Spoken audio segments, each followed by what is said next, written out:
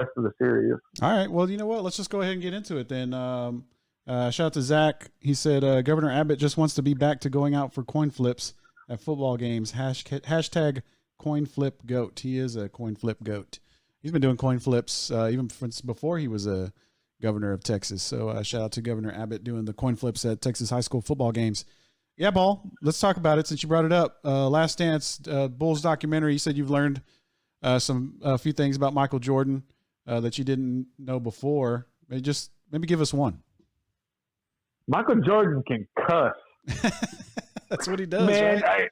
And that's what's really cool. And the biggest takeaway that I've witnessed so far is that, in my opinion, everybody elevated the mythology of Michael Jordan. And what I've come to understand, and everybody can hate all they want, but to me, Michael Jordan didn't have the skill set, the basketball skill set Kobe inherently had, in my opinion. Right. Michael Jordan didn't have the inherent athleticism that LeBron James had. Yep. And what I've come to understand is that through sheer will, Michael Jordan created Air Jordan just by sheer will, dedication, and work. Like, he put in so much work to get himself to become superhuman. He was just a regular human, and I think we see that watching this documentary. Mm-hmm. And compared to like Rodman and like Rodman is an athletic freak, in my opinion. I think Scottie Pippen is an athletic basketball player as far as skill set. And you watch those guys and they seem a little bit introverted. They seem a little bit timid. But Michael, he's very boisterous. He has a lot of a big bravado, and I'm sure that comes from all the work he put in. But I think he knows he had to do that. Yeah. He was like a regular guy like you and us, and he got lucky he grew to 6'6", but I think he grew to 6'6", and he developed this mythology to become Air Jordan and this lifestyle brand that now exists. But he turned himself into a superhuman. I don't believe he was born with it. And that was the big thing that I kind of took away, was like, man, this dude cusses just like us. I mean, he gets angry just like we get angry. Mm-hmm. And I really didn't see that. It wasn't captured as well, I believe, through the 90s, because we didn't have like social media or the internet as prevalent today. But to see Michael Jordan in a setting where he can be himself, I think is awesome.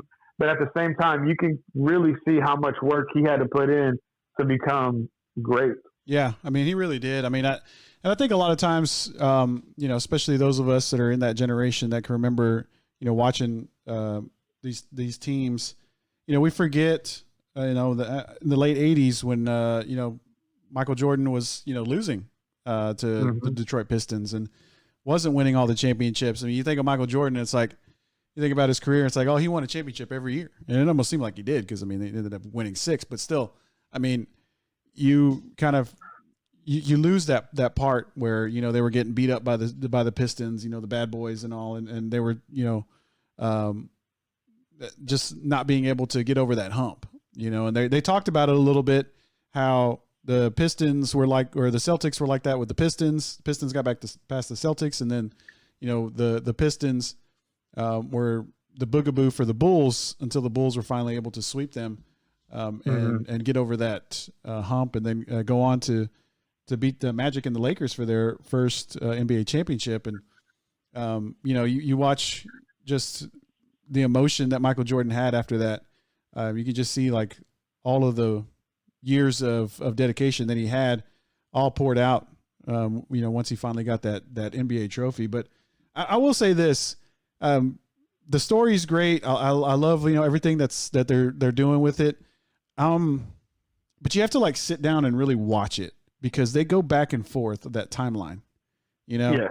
They keep going. Like, so like if you get up during the Last Dance, you get up, not during a commercial, you might miss something, because you might come back and they might be, back in the early 90s or late 80s, so that's my only issue with this documentary. And I mean, and also, like, I was thinking, like, they were going to be just focusing on the 97-98 season, Mm-hmm.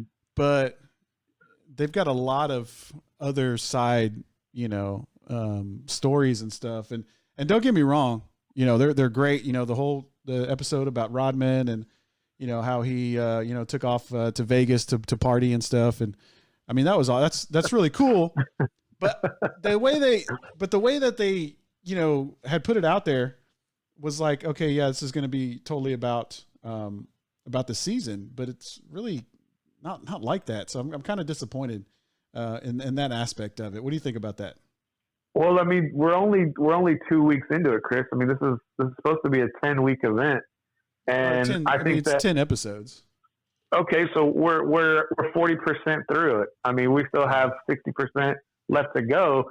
And with that being the case, I mean, in my opinion, I don't really think ESPN, as great as their editors are, would be able to complete a compelling 10-piece documentary if it was only focused on one season. But I think it gives great backstory to the characters that are going to be pivotal in this run, and I think they're kind of giving you a backstory every episode, so that when I think the climax of the documentary is there, mm-hmm. I think you have a better appreciation of what they've had to overcome character by character, so that you can have that big climax. But I think the story is going extremely well, and I'm kind of surprised you weren't as captivated as I've been, man, because I don't feel the need to kind of stray away while it's going on in the background, because to me it's just riveting, in my opinion, based off all the stories and the sub stories that are kind of going on, and as they integrate. I mean, because remember, Rodman was on the Pistons in the 80s, yeah. And then he goes to San Antonio through his metamorphosis, and when he gets to Chicago, he's a different kind of athlete, different kind of person, and he meets a different kind of characters, Madonna, Carmen Electra, and becomes Rodman, this character, the Worm. And so I think with the backstories and the first couple episodes with Jerry Krause, I think that's the antagonist. So they really, were able to create an enemy off the jump, mm-hmm. so that they can, as the story goes on, they can say, hey, this was the bad guy, but he was also the guy who created, this magical team for the 97-98 season. Yeah. And I think also another aspect of the show or the documentary that I liked was Phil Jackson, and how they kind of show, him in college and how he came through the ranks. How basically he took over Doug Collins's job at one point, and I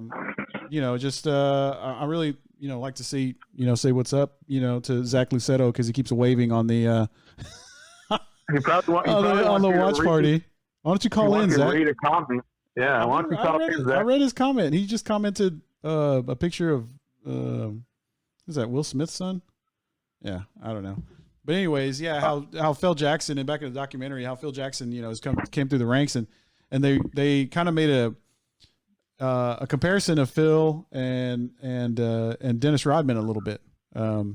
And I think I guess you're right, man. I guess we'll get more into the season.